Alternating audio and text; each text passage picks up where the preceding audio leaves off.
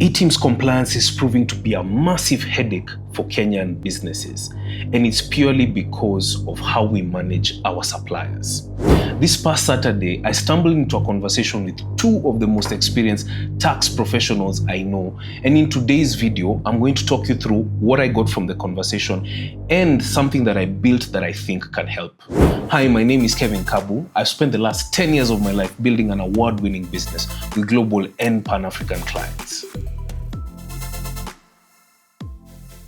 So this past weekend, I was at my son's school for a parent-teacher meeting, and I happened to stumble into a conversation where two experienced CPAs, Chartered Public Accountants, were having a conversation on how eTims is posing a lot of problems for the businesses that they're dealing with. They both have about 20 years of experience in the industry, and the thing that stuck with me was how supplier management has a big part to do with this. So not having enough information on your suppliers, because at the end of the day, the basis of all these eTims issues is that your supplier invoices have to be in line with the regulations and the validation checklist that I've spoken about before in a previous video. So this really stuck with me because at the end of it all, eTims is a problem, right? But the upstream issue of that is how we manage our suppliers.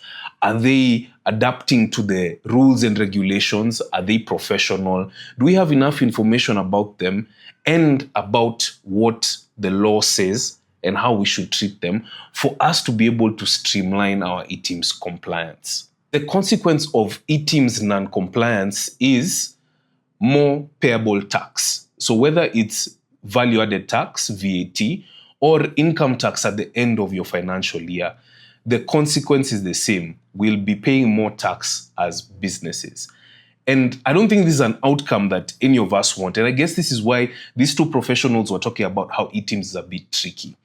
And compliance is not one thing, it's multiple things. It's understanding your supplier, getting enough information on them. Also understanding the rules and laws that apply to different categories of suppliers. And that's where I started when I built what I'm about to show you. So one of the reasons to have sufficient information on your suppliers is something called buyer-initiated invoicing. And buyer-initiated invoicing is where we as purchasers are required by KRA to generate eTims compliance invoices on behalf of the seller. And usually this is triggered by the fact that the business that we're buying from is a small-scale business. It could be a small-scale agricultural business, small-scale farmer, or just a small business. And the second one is where this business turns over less than 5 million in a year. And you see, you can only know this if you collect that information, because this is part of tax law. And why KRA got into this is probably to expand the tax base and around the whole eTims compliance thing of, being able to get valid eTims invoices from all your suppliers.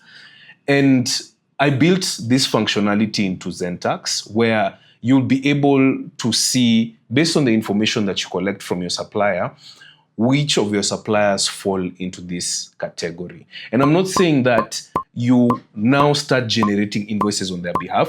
You could also have terms and conditions as a business where for them to transact with you, they have to send you eTims compliant invoices for them to get paid. I'm just bringing out that part of this downstream eTims compliance issue has to do with suppliers and having information on whether these suppliers are subject to buyer-initiated invoicing or not is important. The second thing is, does the data that you have on your suppliers match their KRA PINs? So there's a simple functionality called name match, where the system just runs, extracts the data from the KRA PIN and checks based on the information that the supplier has filled in and checks for a match. And this is also good because if, let's say, you're going to initiate buyer-initiated invoicing on behalf of your supplier, if the PIN and the name don't match, you'll be in a very tough place to be able to do this. The broader point here is having sufficient information collected from your suppliers is going to put us as businesses in a better position to be eTims compliant because it's upstream of the issues that come with eTims. And I've built certain functionalities into ZenTax to help with this. as I've just discussed, buyer-initiated invoicing, name match. There's a PIN verification mechanism that's coming through. There's also going to be a tax compliance module in there so that we can be able to manage our suppliers in a way that gives us peace when it comes to tax time.